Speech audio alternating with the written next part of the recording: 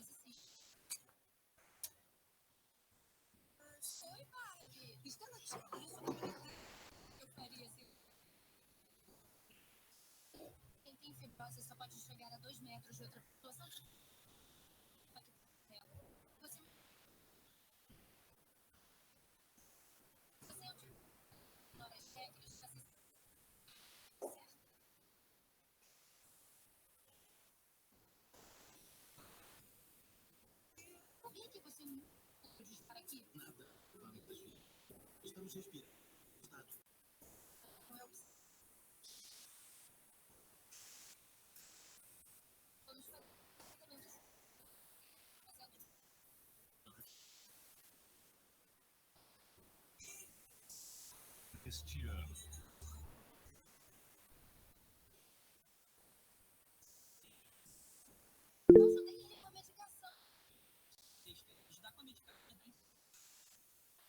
Três passos de distância, vocês conhecem a regra. Se pegar a infecção viva, e adeus aos pulmões fortes.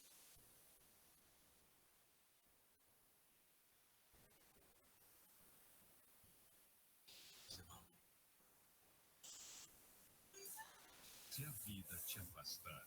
Esse tempo todo eu tenho vivido pro meu tratamento, em vez de me tratar para poder viver. Eu quero viver. Tipo, cada centímetro. Depois, roubou de mim. Importa de roubar um pouquinho também. 304 milímetros, 30,4 centímetros, menos um passo.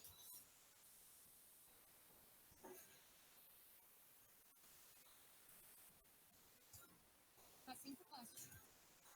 Você toca? 5 passos de você. Breve nos cinemas.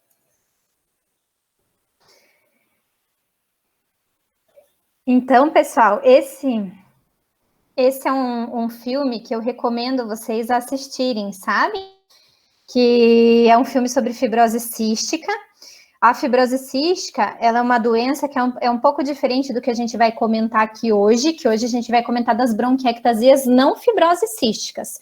Mas existe a bronquiectasia da fibrose cística, que é justamente o que ele vai retratar no filme, tá? O filme é 5 Passos de Você, vale muito a pena assistir, é um filme lindo, que fala muito sobre a doença da fibrose cística, que muitos de vocês não têm essa vivência, vocês não conhecem esses pacientes, tá? Porque o centro de referência, ele é o Hospital de Clínicas aqui no Paraná. Então, esses pacientes vêm todos para nós, tá?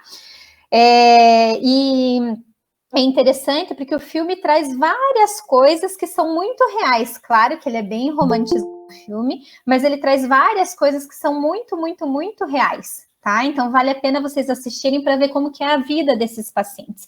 E a vida desses pacientes é bem retratada no filme, tá? Então fica aí um incentivo para que vocês assistam esse filme, tá bom? E o que a gente vai comentar hoje? Hoje a gente vai falar de bronquiectasias. O que são bronquiectasias?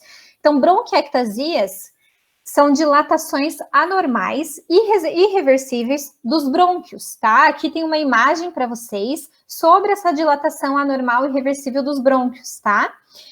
O que acontece? Acontece uma destruição dos componentes elástico-muscular das paredes dos brônquios, que faz com que eles fiquem nessas dilatações, tá? E essas dilatações brônquicas, elas podem ocorrer no pulmão todo, tá? E às vezes a localização da onde ela ocorre pode nos dar uma pista de qual é a doença do paciente, tá? Então, o que eu quero que vocês entendam é que a bronquiectasia, assim como eu já dei na aula de derrame pleural, a bronquiectasia é uma síndrome, tá?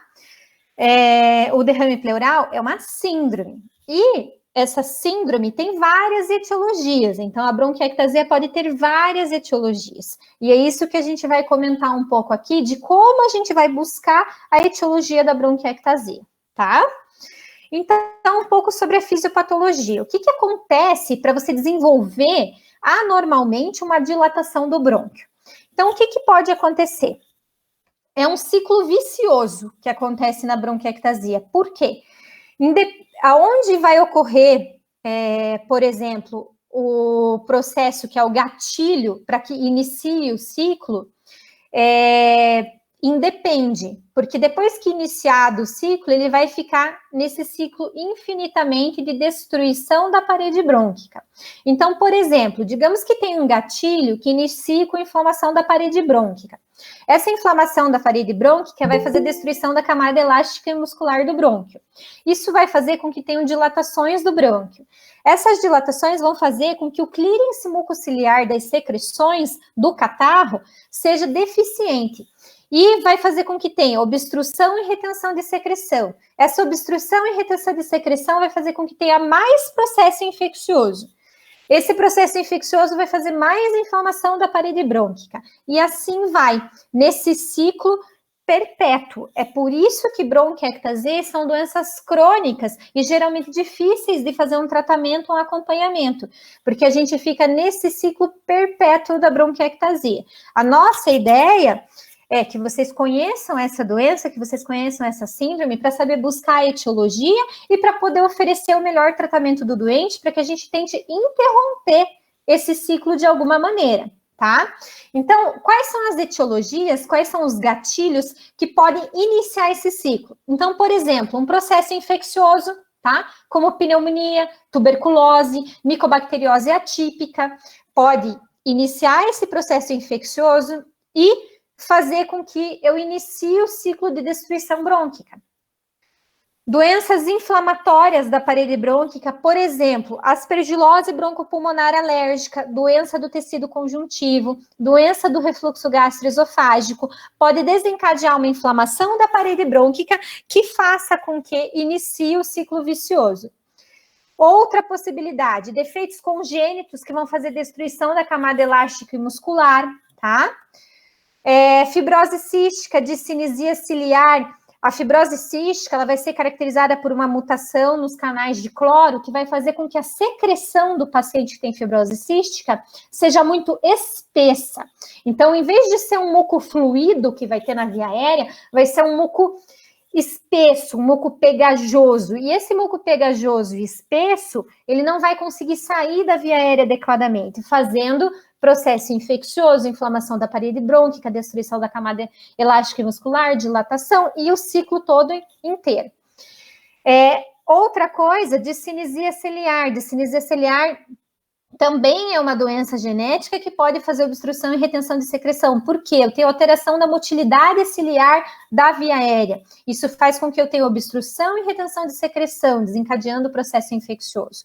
Então, são várias etiologias que podem atuar em qualquer momento desse ciclo para que desenvolva a bronquiectasia, tá? E quais são as etiologias possíveis, né? Geralmente, de etiologia possível, se a gente pensa em país em desenvolvimento, que é o nosso caso, né? A gente sempre vai pensar numa etiologia, na maior parte, 40% das vezes, às vezes, 30%, 40%, pós-infecciosa. Por que pós-infecciosa? Pessoal, a gente tem muita tuberculose aqui no Brasil. Muito. Eu sei que às vezes parece que é uma coisa que está distante de vocês, mas não está. Assim como eu falo na aula de derrame pleural, a gente tem uma doença que é endêmica, tuberculose é endêmico. Então, tuberculose é um grande gatilho para desenvolver bronquiectasias. Então, é um grande gatilho nesse processo, nesse ciclo vicioso. Então, a gente tem muita bronquiectasia aqui pós-infecciosa, tá? Em países desenvolvidos, geralmente, eles vão ter mais bronquiectasias relacionadas à fibrose cística, a colagenoses, né? E lá, como eles têm possibilidade de fazer mais transplantes, principalmente transplante de medula óssea, eles vão ter muitas complicações pós-transplante. Muita doença do enxerto versus hospedeiro, que vai evoluir com bronquiolite, daí bronquiectasia, por transplante. Tá?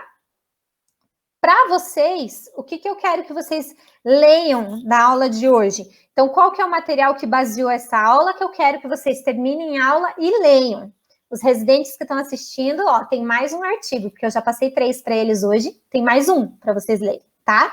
Que é o Consenso Brasileiro sobre Bronquiectasias Não Fibrocísticas. Esse consenso saiu em 2019. Aqui tem o endereço para vocês, inclusive para vocês verem, tem no site da Sociedade Brasileira de Pneumologia. Ele saiu para tentar orientar tanto a investigação da bronquiectasia, quanto o diagnóstico, quanto o tratamento. Por quê? Porque tem muito pouco estudo com bronquiectasia, tá? Por quê? Porque bronquiectasia não dá dinheiro, pessoal. Então, tem muito pouco estudo em relação ao tratamento de bronquiectasias. E vocês vão ver que o principal pilar do tratamento da bronquiectasia é fisioterapia respiratória.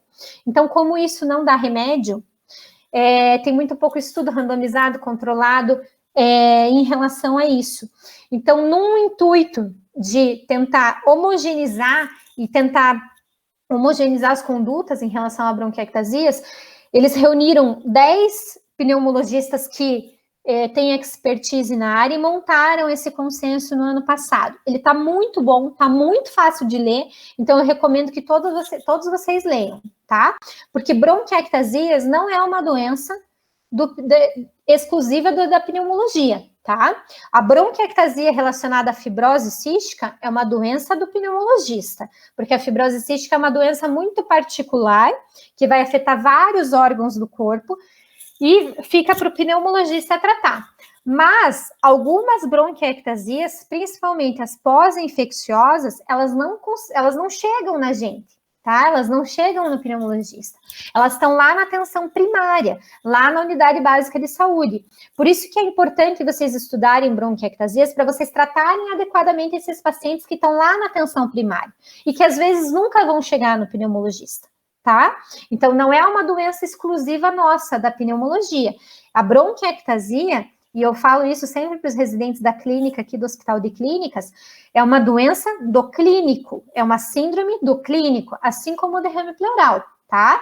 Claro que o pneumologista vai atuar nas bronquiectasias principalmente para ajudar na investigação da etiologia, mas uma grande parte da bronquiectasia, que é aquela bronquiectasia pós-infecciosa, na minha opinião, essa bronquiectasia pós-infecciosa, o clínico tem que saber tratar. O clínico tem que saber lidar com isso, tá bom? E quais são as etiologias possíveis para bronquiectasias? Então, vejam lá, tem uma tabela naquele consenso que vai mostrar para vocês as condições congênitas que podem fazer bronquiectasia. As principais que vocês vão ver e que a gente vai pesquisar na prática clínica são fibrose cística, deficiência de alfa-1 antitripsina, discinesia ciliar. Existem várias outras, e daí vocês podem pesquisar uma por uma das que aparecem aqui, tá? Para que vocês saibam como funciona e o que acontece para que tenha a bronquiectasia. Mas as principais são fibrose cística, deficiência de alfa-1 antitripsina, discinesia ciliares, e principalmente a discinesia ciliar primária, e as imunodeficiências primárias, tá? Essas são as principais. E de condições adquiridas, a gente vai ter principalmente as pós-infecciosas, tá? E dentre as pós-infecciosas, obviamente, a doença que mais faz bronquiectasia pós-infecciosa é tuberculose, tá? Infecções fúngicas também podem fazer bronquiectasias, principalmente paracoccidioidomicose, que é uma doença que, se vocês não viram, vocês vão ver muito ainda na vida, porque a gente tem muito paciente, né? Tem muitas pessoas que trabalham na agricultura, que trabalham mexendo com o solo, e o paracoco, ele é um fungo que está no solo, principalmente naqueles solos de plantio de café, tá? E essas pessoas vão fazer o contato com esse paracoco, geralmente na adolescência, ali na juventude, que é quando eles trabalhavam com a terra, e mais para frente eles vão desenvolver a doença. Então, vocês vão ver muito isso ainda na vida de vocês, tá? A gente tem também de pós-infecciosa, as infecções virais, né? Então, adenovírus, vírus do sarampo, principalmente o vírus do sarampo. A gente tinha erradicação do sarampo aqui no Brasil, mas vocês sabem que agora o sarampo é um mal que aflige os brasileiros novamente. Então, vocês vão ser uma geração que vão ver, sim, bronquiectasias pós-infecciosas por sarampo, tá? O coronavírus, a gente ainda não sabe se pode formar bronquiectasias, mas é uma possibilidade. Qualquer vírus, qualquer processo inflamatório pode desencadear o processo de fazer bronquiectasias. Então, vamos ver na sequência aí como que esses pacientes vão ficar. Até agora, não tem muito estudo sobre isso, e o que a gente tem visto é que os pacientes têm recuperado a lesão pulmonar, sem maiores consequências, né? Eu digo, em relação a bronquiectasias nesse momento. Só que a bronquiectasia é um processo lento, pessoal. Então, a gente vai ter que avaliar esse paciente ao longo do tempo. Por quê? Porque, eventualmente, ele pode desenvolver primeiro uma doença de pequena via aérea, que é o que acontece nos vírus, geralmente. Eles desenvolvem primeiro uma doença de pequena via aérea, uma bronquiolite. E, na sequência, com esse bronquíolo doente, eles acabam desenvolvendo a bronquiectasia, anos mais tarde. Então, não sei, vamos ver mais para frente se o novo coronavírus também vai fazer bronquiectasias ou não. Só que isso a gente vai ter que avaliar a longo prazo. A síndrome de Swyer-James-McLeod, que é uma síndrome que ocorre por infecções de repetição na primeira infância do paciente, que fazem com que tenha uma anormalidade vascular pulmonar, e isso acaba levando a bronquiectasias, tá? Outras doenças bacterianas também podem fazer bronquiectasias pós-infecciosas, tá? Doenças respiratórias obstrutivas crônicas, DPOC, asma, podem também levar a bronquiectasias, então não assim, a doença, por exemplo, a asma, a gente não é infrequente a gente vê bronquiectasias associadas à asma, tá? Então, isso é uma possibilidade, tá? Imunodeficiências secundárias podem fazer bronquiectasias, e uma das mais comuns é HIV, então é uma das que a gente frequentemente pesquisa na prática clínica, tá? Doenças sistêmicas por mecanismo autoimune, de agressão ali à inflamação do brônquio, podem fazer. Então, artrite reumatoide, Sjögren, lúpus eritematoso sistêmico, doença de Crohn, tudo isso pode fazer bronquiectasias, tá? Existe uma doença chamada aspergilose broncopulmonar alérgica, que é uma reação de hipersensibilidade do brônquio, que acontece principalmente em pacientes que têm fibrose cística e que têm asma, que também pode levar a bronquiectasias, tá? Existe também bronquiectasias secundárias à pneumonite, então, por exemplo, no refluxo gastroesofágico. Então, um refluxo gastroesofágico persistente pode levar a bronquiectasias, a inflamação brônquica, a destruição da parede. Processos localizados. O que eu quero dizer com processos localizados, processos obstrutivos? Tumores, por exemplo, que obstruem lá um brônquio principal, podem fazer com que tenha bronquiectasias. Aspiração de corpo estranho, e aqui eu conto uma história para vocês. Eu não acreditava muito que alguém podia aspirar um corpo estranho e não perceber que aspirou. Mas na minha prática clínica, depois que eu me formei, eu vi que isso é muito frequente. Eu atendi uma paciente no meu consultório que tinha DPOC pela carga tabágica, espirometria com distúrbio ventilatório obstrutivo, VF1-CVF menor do que 0,7 no pós-broncodilatador, diagnosticada com DPOC. Comecei a tratar com inalatórios, ela não melhorou, e tinha infecções respiratórias de repetição. Eu disse, vamos tomografar, né? Quando a gente tem uma DPOC que não melhora, a gente tem que sempre tentar buscar um diagnóstico diferencial ou associado a essa doença. Busquei um diagnóstico diferencial, tomografei a paciente. Quando eu tomografei, o lobo médio dela estava obstruído por um corpo estranho, que na tomografia não dizia o que era.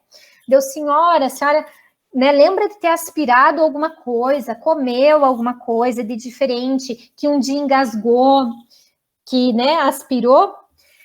Ela, não lembro de nada, e a senhora lúcida, né, Glasgow 15 e tudo, não era sequelada de AVC, nada disso.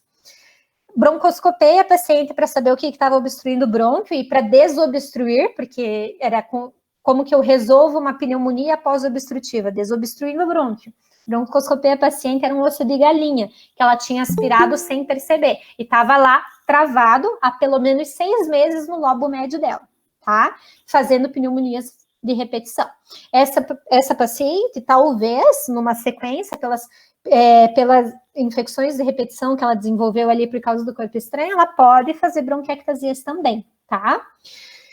Pós-transplantes, então a gente vê muito bronquiectasia pós-transplante em quem?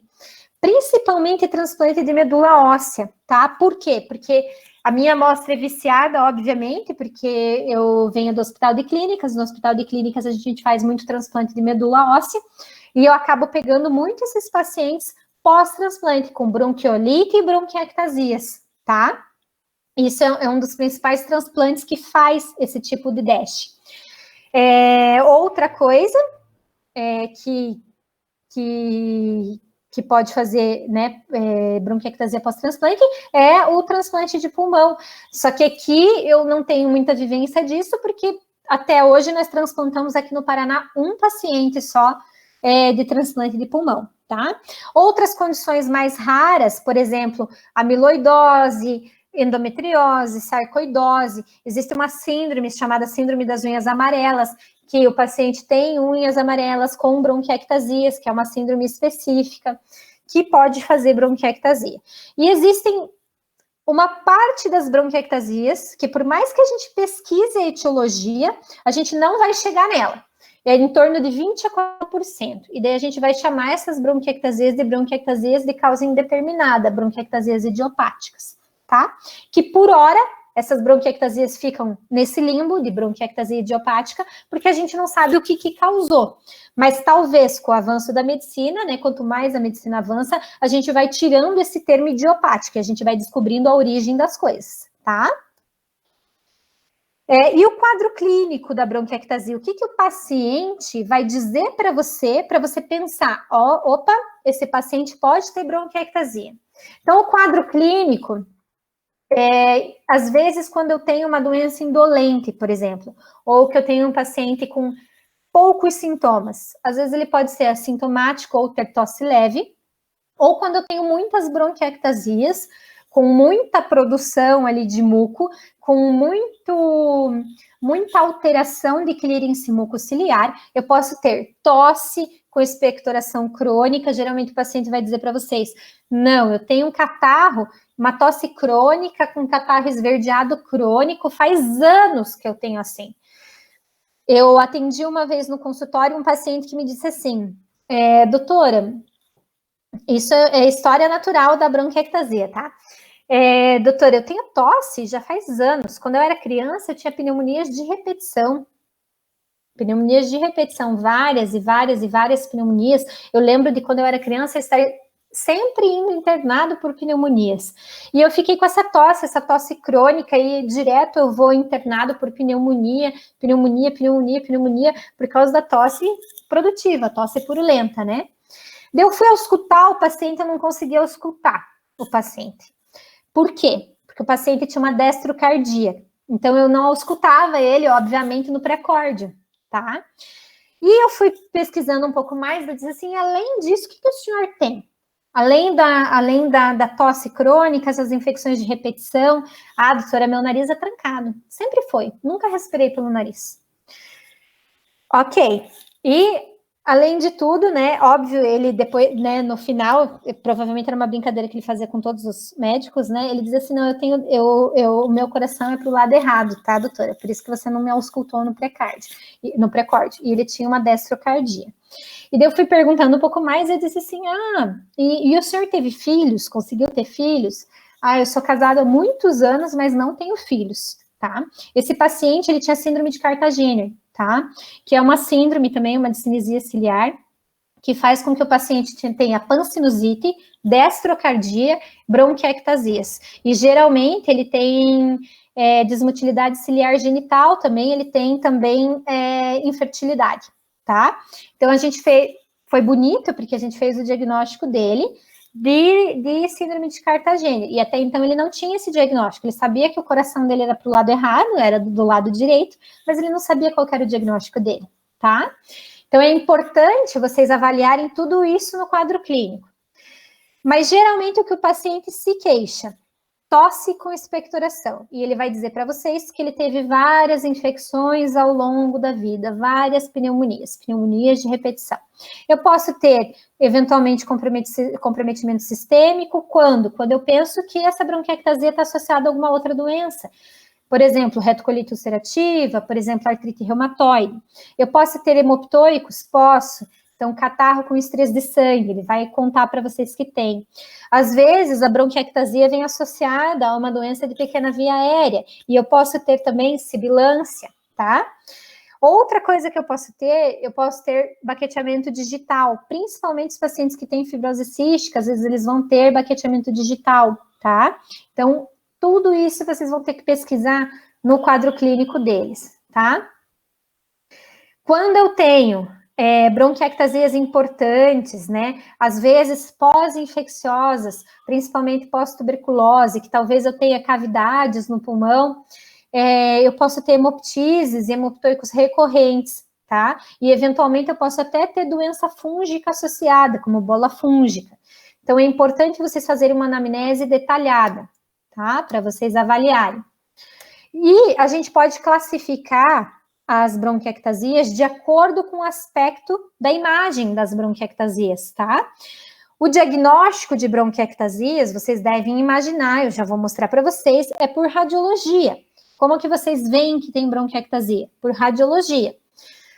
O melhor exame, o padrão ouro para a gente ver é através da tomografia de tórax. E pela tomografia de tórax, eu vou ver se as bronquiectasias são cilíndricas, se são varicosas, se são saculares ou císticas, tá?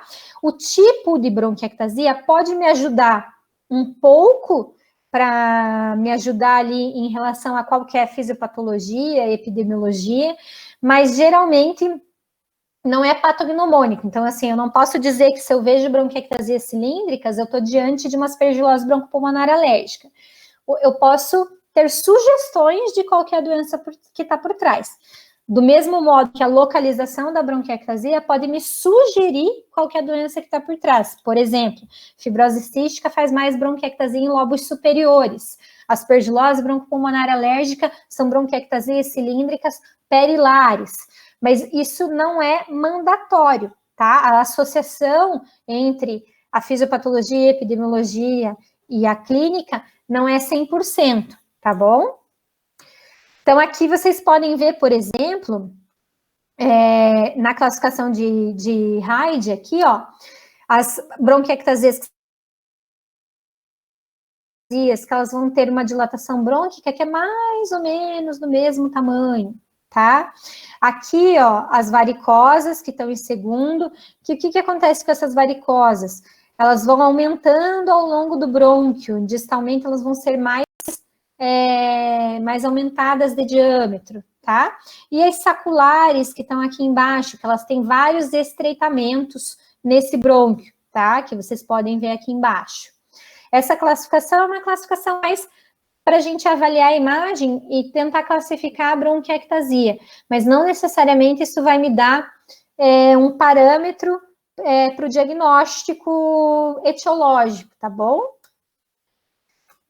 E o diagnóstico sindrômico, vocês vão fazer através da tomografia de tórax, tá? Então, qual que é a definição? São dilatações brônquicas não reversíveis, tá? Então, são essas dilatações que vocês vão observar. Vocês vão me perguntar assim, como é que você sabe que é brônquio? Você vai observar a parede e você vai observar que ele tem comunicação com a via aérea, tá bom? Por isso que a gente sabe que é brônquio. Aqui, ó, vocês podem ver bronquiectasias císticas, né, e bronquiectasias varicosas, que vão aumentando de tamanho conforme elas vão indo para a periferia. Aqui, vocês estão vendo uma bronquiectasia cística, uma bronquiectasia cilíndrica, tá bom? Além da tomografia, eventualmente vocês podem fazer o diagnóstico, mas daí precisa ter um alto grau de suspeição e de olho clínico, que infelizmente a gente já não é mais treinado para isso. Por quê? Porque a gente está deixando o raio-x um pouco de lado e está fazendo mais tomografia mesmo, né? Mas eventualmente vocês podem fazer o diagnóstico através de raio-x, a sensibilidade vai girar em torno de 88%, tá? E o que a gente vai ver? Opacidade linear, tubular, espaços císticos, perda da definição da trama aérea, isso pode acontecer nas bronquiectasias, tá? Então, aqui, por exemplo, a gente pode eventualmente ver, ó, aqui, ó, que tem um brônquio aumentado. Vejam a coluna de ar aqui, ó, tá? que são essas opacidades lineares paralelas, que parecem trilhos de trem. Então, isso pode acontecer no raio-x, só que vocês precisam ter um alto grau de suspeição e de olho para verem a bronquiectasia no raio-x. É mais fácil, né, e muito mais sensível a gente diagnosticar bronquiectasias na tomografia de tórax, que é o exame de eleição, é o exame padrão ouro, tá? Aqui vocês estão vendo, aqui, qualquer um que pegasse esse raio-x ia ver que é um raio-x de bronquiectasia, né, porque dá para ver as dilatações aqui, ó, saculares, né? Então, aqui a gente consegue ver melhor, tá? E assim vai ficar o aspecto da bronquiectasia, ó, na tomografia. Aqui a gente consegue ver, porque dá para ver a imagem da bronquiectasia sobreposta no coração, ó, tá? Então, fica mais fácil de ver no raio-x quando a bronquiectasia é exuberante, mas nem sempre vai ser exuberante, é sempre a gente observar no raio-x, tá? Aqui, ó, vocês estão vendo bronquiectasias, tá? Num exame um pouquinho diferente, que era um exame que fazia antigamente de injetar contraste na via aérea, tá? Se vocês conversarem com o Dr. Dante, que Dr. Dante Esquissato, que por acaso é meu orientador do mestrado, ele é radiologista e é um dos principais radiologistas em tórax do país, tá? Aliás, é a principal referência que a gente tem em radiologia torácica do país. Então, vocês têm que ler o que ele escreve muito, tá? E ele é uma figura internacionalmente reconhecida. E ele fazia esse exame aqui, ele conta pra gente, toda vez que tem a reunião, que ele fazia esse exame de injetar contraste dentro da via aérea, dentro da traqueia, para melhor avaliação, tá? Hoje em dia a gente não faz mais isso, porque hoje em dia a gente tem tomografia, tá, pessoal? O nome desse exame, ó, era broncografia, tá? E como que a gente vai fazer o diagnóstico etiológico? Então, naquele consenso que eu mostrei para vocês, a gente tem lá, ó, uma tabela que eu quero que vocês lembrem para a vida de vocês, dessa tabela aqui, tá? Por quê? Porque vai orientar para vocês a prática clínica de vocês para a investigação etiológica desses pacientes. Então, primeiro, eu tenho um quadro clínico de tosse produtiva crônica, ou infecções respiratórias de repetição, né? E tomografia, óbvio, com alterações compatíveis. Eu preciso ter bronquiectasia na tomografia, né? Se eu encontrar esses dois parâmetros, né, clínico, tomográfico, eu vou fazer uma investigação. Qual que é a investigação recomendada? A investigação recomendada é a gente principalmente ir atrás das principais alterações, tá? Que podem acontecer e das principais etiologias. Então, o que a gente vai fazer? No sangue, o que a gente vai pedir, principalmente, tá? É o que está nesse primeiro quadradinho ali. IgG, IgM, IgA, IgE total, que são as imunoglobulinas, tá? Por que a gente pesquisa essas imunoglobulinas? Porque muitos pacientes têm bronquiectasias de etiologia de imunodeficiências primárias, que fazem pneumonias de repetição e acabam desenvolvendo a bronquiectasia. Então, a gente pede essas imunoglobulinas. Outro exame que a gente pede é alfa-1 antitripsina. Por quê? Vocês estudam alfa-1 antitripsina lá na DPOC. E aqui vocês vão estudar de novo, porque a deficiência de alfa-1 antitripsina, além de ser uma causa, quando a gente tem um gatilho para DPOC, para enfisema, ela é uma causa também de bronquiectasias, tá? A gente vai pedir o hemograma, tá? Por quê? Primeiro, porque esse paciente pode ter alguma outra doença associada, principalmente asma, e a gente sempre vai avaliar eosinófilos periféricos, sempre vai avaliar se esse paciente tem anemia ou não, algum outro indício de que me ajude aí no diagnóstico etiológico, tá? E no escarro, o que a gente vai pedir? Investigação para micobactérias, então vocês vão ter que pedir cultura para bar, cultura para micobactérias, primeiro porque quem tem tosse crônica, né, pessoal, um diagnóstico que a gente tem que afastar é de tuberculose ativa, né, pessoal, tem que afastar esse diagnóstico. Então, a gente vai procurar investigar as micobacterioses. Vamos procurar fazer culturas de fungos e bactérias também, por quê?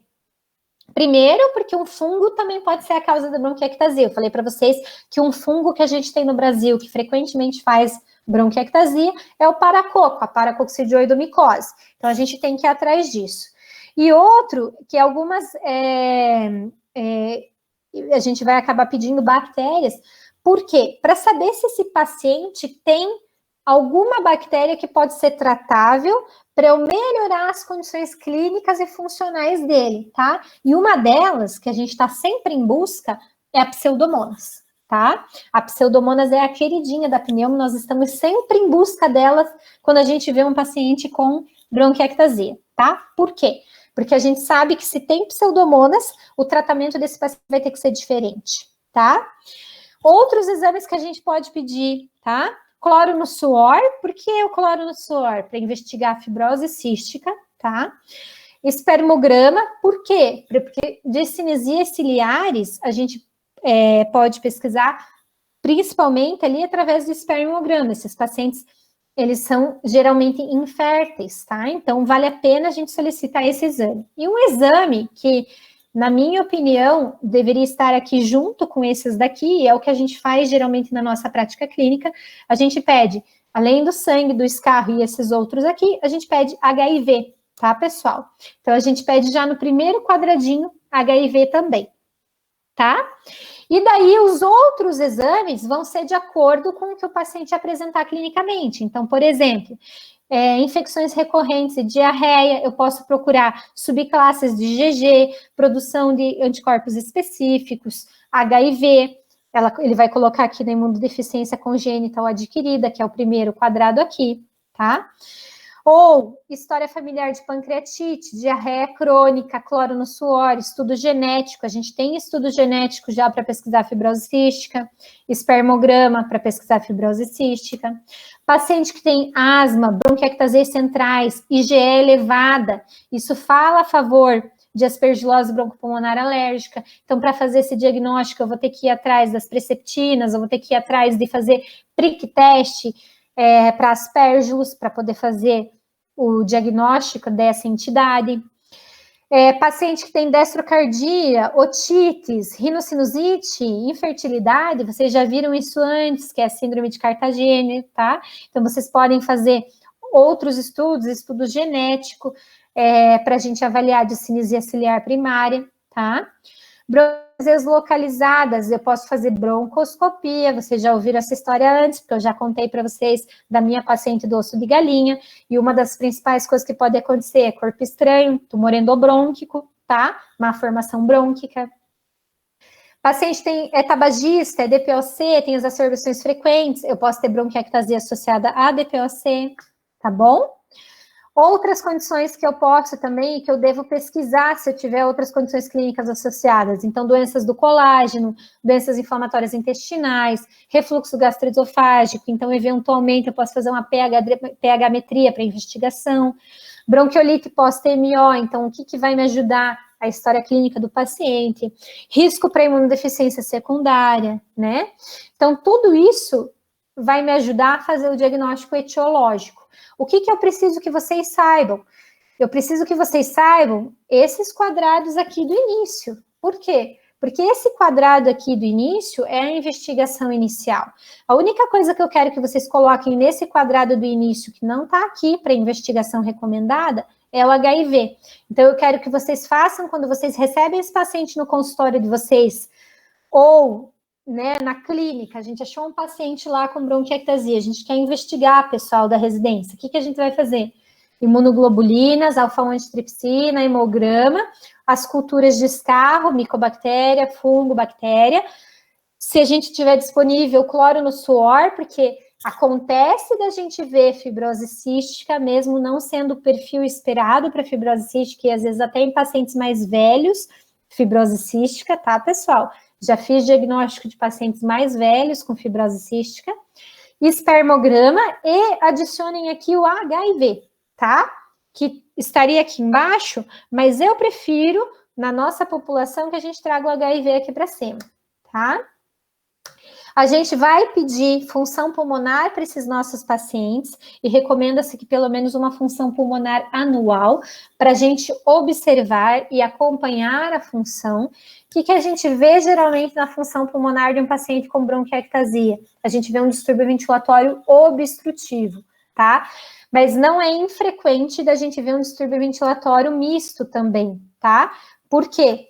Porque acaba que eles acabam fazendo, por destruição do parênquima, uma restrição associada e acabam diminuindo a capacidade pulmonar total. Então, eu posso ter essas duas possibilidades, ou um distúrbio obstrutivo ou um distúrbio misto, tá? E qual que vai ser o tratamento da minha bronquiectasia?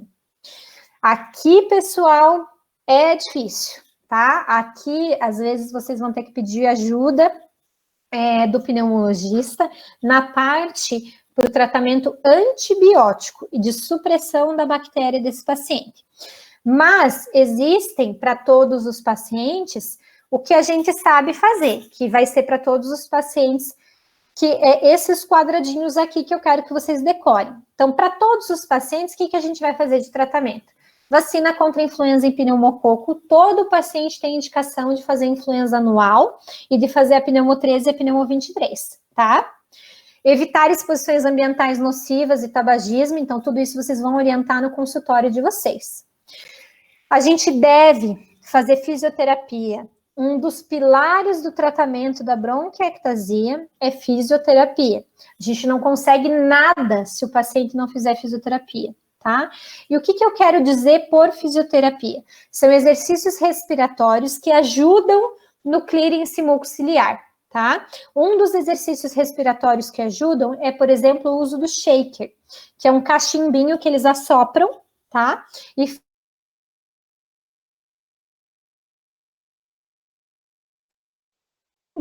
a vibração dessa bolinha de metal dentro do cachimbo se transmite para a parede torácica e faz com que o muco se descole da parede e ajuda esses pacientes no processo da tosse, tá? Então, é importante que a gente indique fisioterapia respiratória para eles. Reabilitação pulmonar são exercícios para fortalecer a musculatura inspiratória do pulmão, para fortalecer a musculatura da caixa torácica, para que eles tenham uma tosse mais efetiva. O que eles precisam? Eles precisam pôr o muco deles para fora, que eles não conseguem pôr, tá? Então, eles precisam pôr secreção que está dentro da via aérea fora do pulmão, através da fisioterapia, da reabilitação pulmonar, tá? Existem alguns agentes mucoativos que podem melhorar a clearance mucociliar. Um deles, às vezes, a gente usa na prática clínica, inalações, às vezes com atrovente, com Berotec, às vezes a gente usa N-acetilcisteína, cada caso vai ser um caso, a gente não tem uma super recomendação da literatura para esses agentes mucoativos, mas na nossa prática clínica a gente costuma usar individualmente para cada paciente, de acordo com a quantidade de tosse, com a quantidade de sintomas que ele tem. Tá? E considerar para pacientes selecionados. Se o paciente tiver hiperreatividade brônquica ou sintomas de dispneia, a gente pode usar broncodilatadores de longa duração, então beta-2 de longa, LAMA, antimuscarínico de longa, a gente pode usar para esses pacientes. Não é para todos? Não é para todos, porque cada paciente vai ser de um jeito. E eu vou ter que avaliar se esse paciente realmente tem indicação de fazer essa medicação. E se ele melhora. Se eu coloquei o broncodilatador e ele não teve resposta, talvez seja um paciente que não seja candidato a essa terapia. Lembrando que a maioria dos broncodilatadores e dos LAMAs, principalmente, do antimuscarínico de longa, o SUS não fornece. Então, o paciente tem que comprar. Então, é importante que eu faça sempre essa avaliação se a terapia que eu estou recomendando realmente tem importância para aquele paciente, tá? Outra coisa, se o paciente tem asma, DPOC associado, eu vou ver caso a caso se ele tem indicação de corticoide inalatório. O corticoide inalatório também não é para todo mundo, tá? Se o paciente tem 2 ou mais exacerbações no último ano, e isso vocês vão ver com frequência, porque isso aqui a gente realmente prescreve, tá? De acordo com a quantidade de exacerbações que ele teve no último ano. E o que que é? É a azitromicina, tá? Então, frequentemente no ambulatório de bronquiectasias, vocês vão ver pacientes usando azitromicina 500 miligramas 3 vezes por semana, que é a dose imunomoduladora da azitromicina, e que está indicada para esses pacientes que têm 2 ou mais exacerbações no último ano, tá?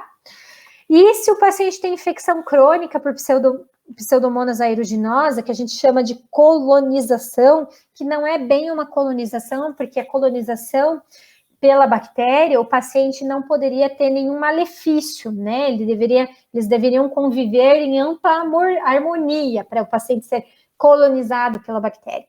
Mas não é isso que acontece na bronquiectasia. Então, a gente prefere chamar de infecção crônica, tá? Por Pseudomonas, e não colonizado por Pseudomonas.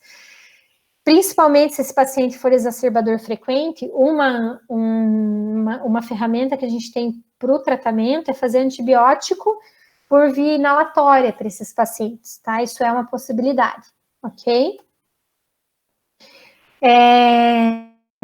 Então, aqui, eu coloquei para vocês a recomendação da sociedade aqui, ó, de não há evidências suficientes para indicação de uso rotineiro de corticoide inalatórios, tá?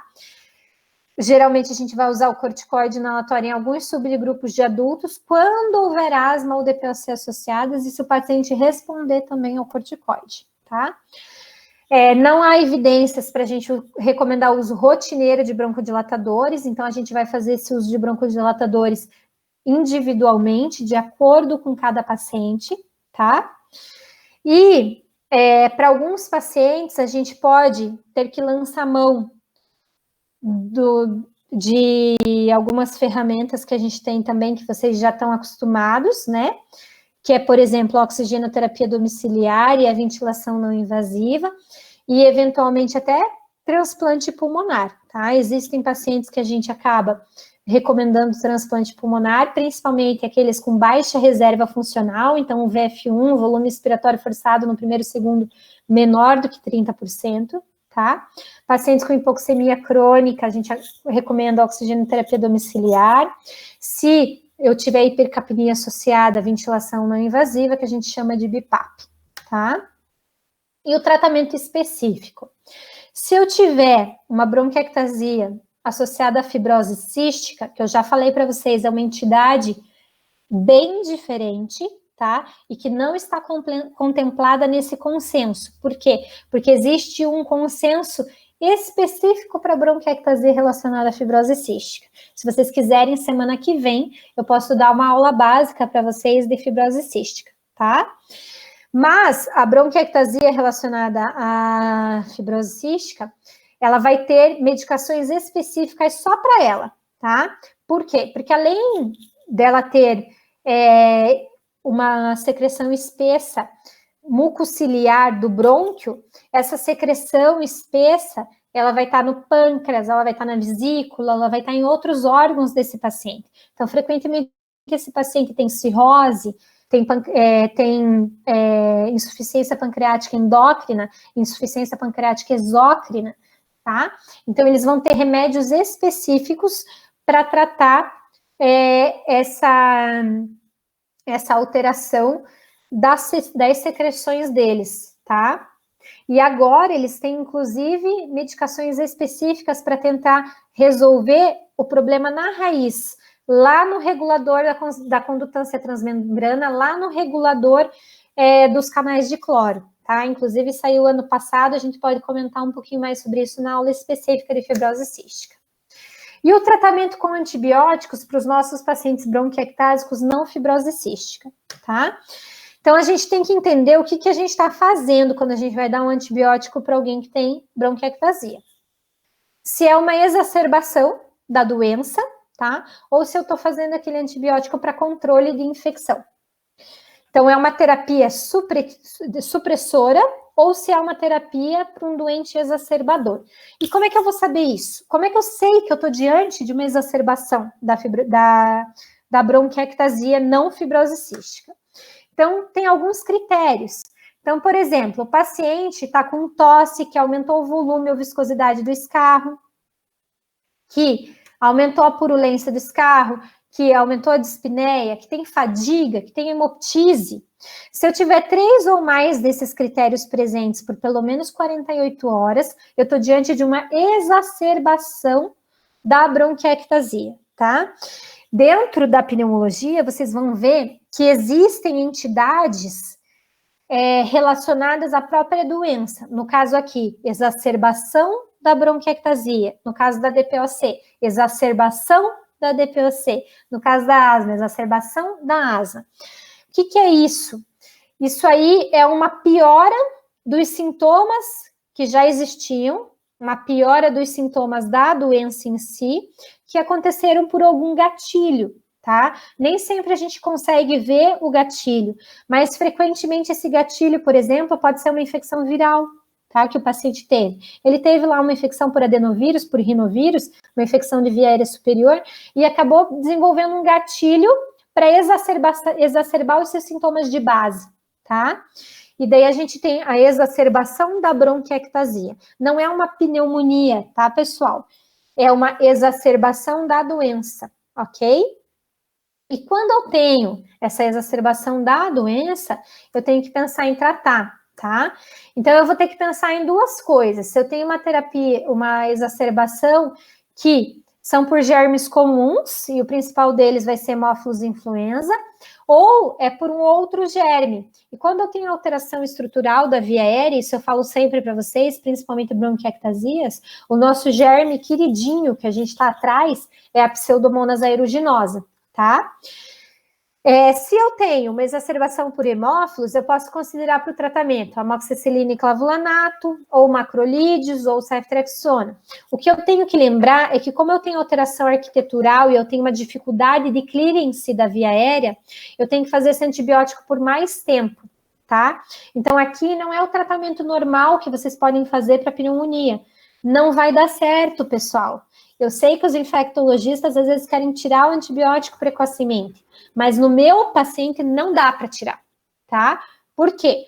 Porque ele tem uma alteração estrutural, ele não consegue pôr para fora direito. É como se ele tivesse um abscesso dentro do pulmão e eu não tenho como drenar, entendeu? Então, o que eu faço? Eu acabo fazendo antibiótico por mais tempo, para que eu tenha de tempo para esse paciente, para que ele consiga fazer um clearance adequado dessa via aérea e para que o antibiótico consiga acessar aonde ele precisa acessar. Então, qual que é o tempo? Geralmente, pessoal, 14 dias. Esse é o mínimo, 10 a 14 dias. Então, vai ser um tratamento prolongado.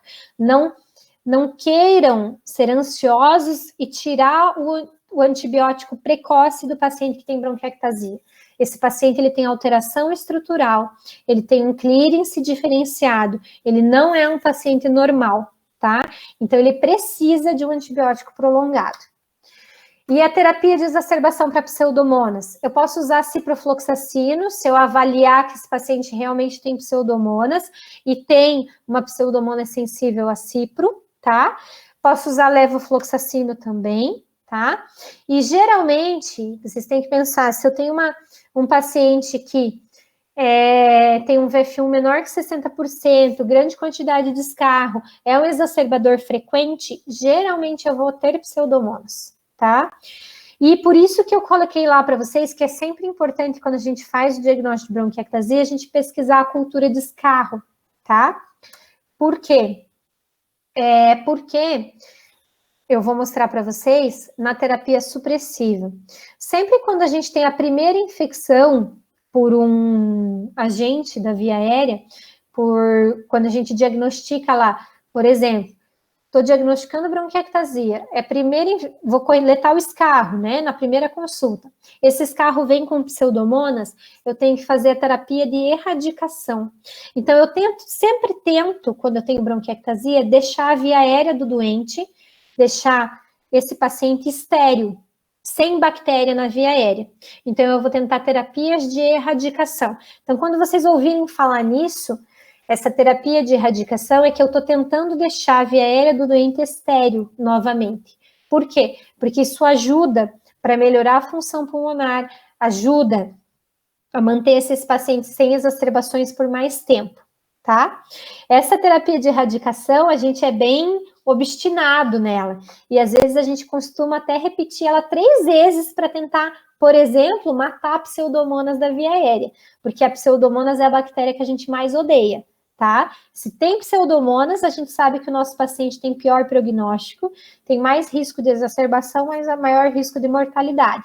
Então é por isso que quando ela aparece, a gente fica de olho arregalado tentando matar ela de uma vez por todas, tá? Então, isso vocês vão ver bastante na prática clínica, tá? A gente falar em terapia de erradicação. Às vezes, a gente tenta essa terapia de erradicação, mesmo que o paciente não esteja exacerbado. Então, ele diz para você, não, eu tô com uma tosse crônica, mas eu sempre tiro essa tosse, nada mudou. Essa tosse sempre existiu, mas você coletou o escarro, tem pseudomonas. Se ele nunca tentou terapia de erradicação, nós vamos tentar, com uma terapia supressiva, para tentar esterilizar a via aérea dele, tá?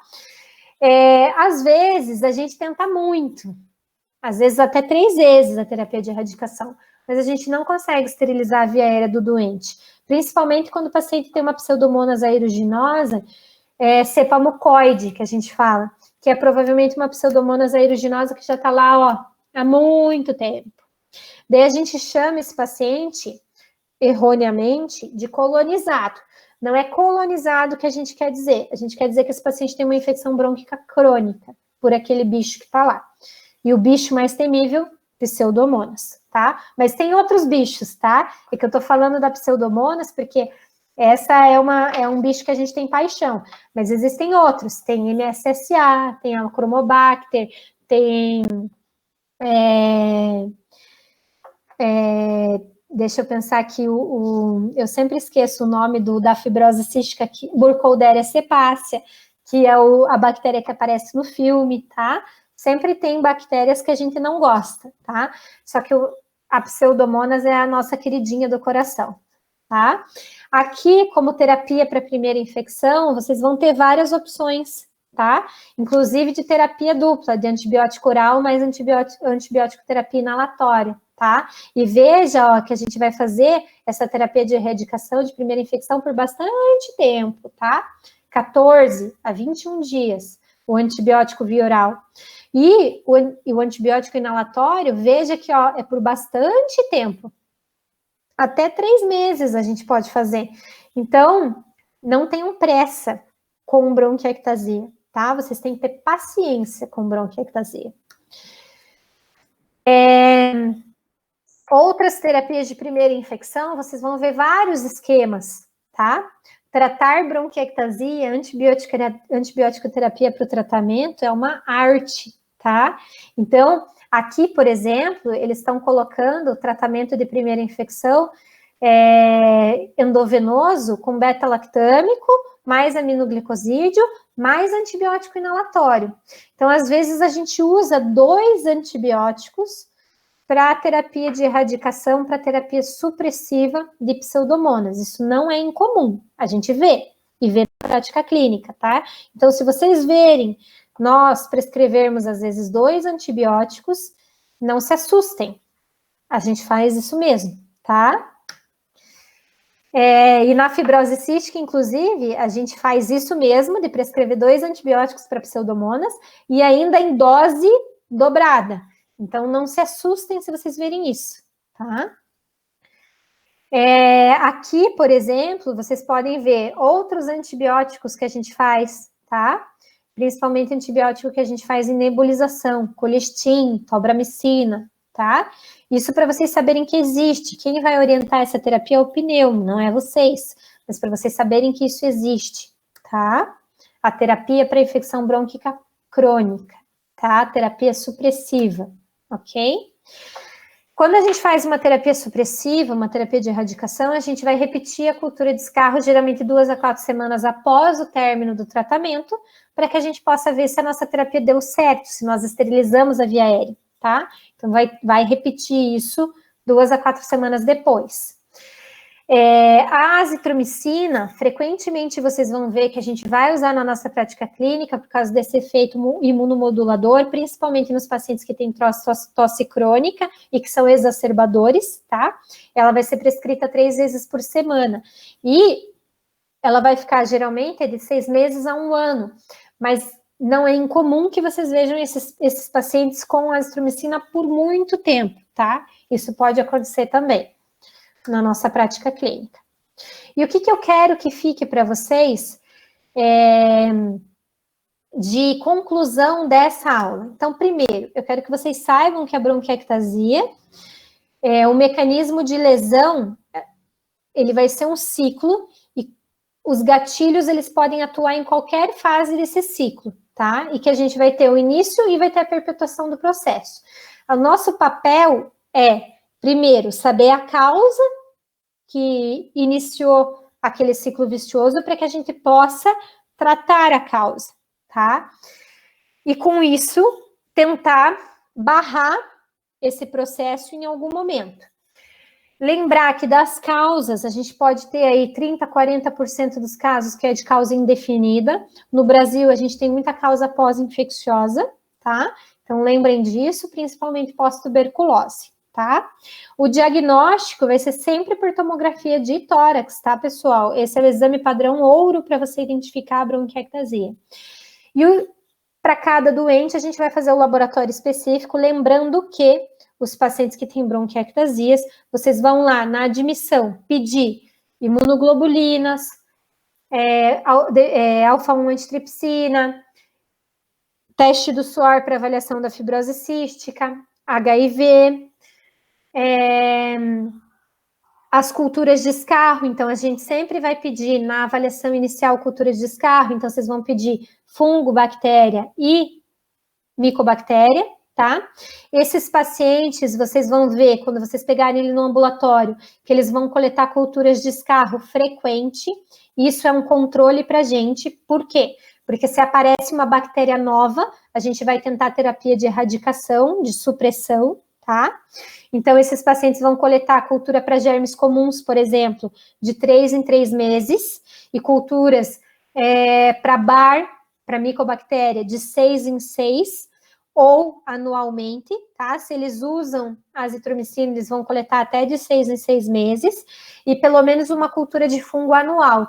Então, esses pacientes periodicamente vão coletar culturas de escarro. Isso é frequente. Por quê? Porque se aparece uma bactéria nova, a gente quer fazer terapia de erradicação. Para quê? Para tentar manter a função pulmonar desse doente, tá? O tratamento vai depender da causa base. Lembrem que sempre um pilar do tratamento é fisioterapia, tá? E os tratamentos específicos vão depender, primeiro, se eu estou tratando uma exacerbação ou se eu estou fazendo uma terapia supressiva. Dessa terapia supressiva, lembrem lá que a gente vai fazer terapia de erradicação quando a gente vê a pseudomonas, tá? E geralmente a gente vai fazer um antibiótico que é sistêmico e um antibiótico que é inalatório, tá? E eu posso até considerar nas infecções brônquicas crônicas um antibiótico inalatório, tá? E aqui, pessoal, eu vou deixar uma mensagem para vocês, né? A gente ainda está em tempos de Covid e estou com bastante saudades dos alunos lá da PUC, e dos alunos da Federal também, né? Não se sintam enciumados aí, né, pessoal? Estou com bastante saudades de vocês, bastante saudades das nossas atividades da Liga Acadêmica de Pneumologia também. E eu quero deixar uma mensagem para vocês. Eu sugiro que vocês vão lá no Instagram e acessem a minha página, tá, do Instagram, porque lá tem nos destaques, tem um vídeo que a doutora Ana Cláudia Arantes fez no começo, antes de sair a pandemia, tudo, que vale muito a pena vocês assistirem. Eu procurei no perfil dela esse vídeo e não achei. Só que como estava no meu perfil, nos destaques, eu quero que vocês vão lá, entrem, para que vocês assistam esse vídeo. Vale muito a pena. A doutora Ana Cláudia Arantes, ela é uma médica geriatra que lida com cuidados paliativos, tá? Eu leio muito ela e eu recomendo a vocês que leiam ela, tá?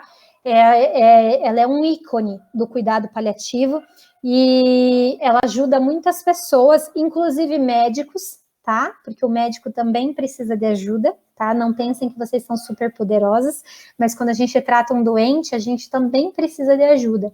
E ela ajuda muito nessa avaliação, nesse processo da gente entender o mundo, entender a morte, entender o luto, tá? Então, eu quero que vocês entrem lá para que vocês assistam esse vídeo, se vocês puderem me deixar essa recomendação, tá?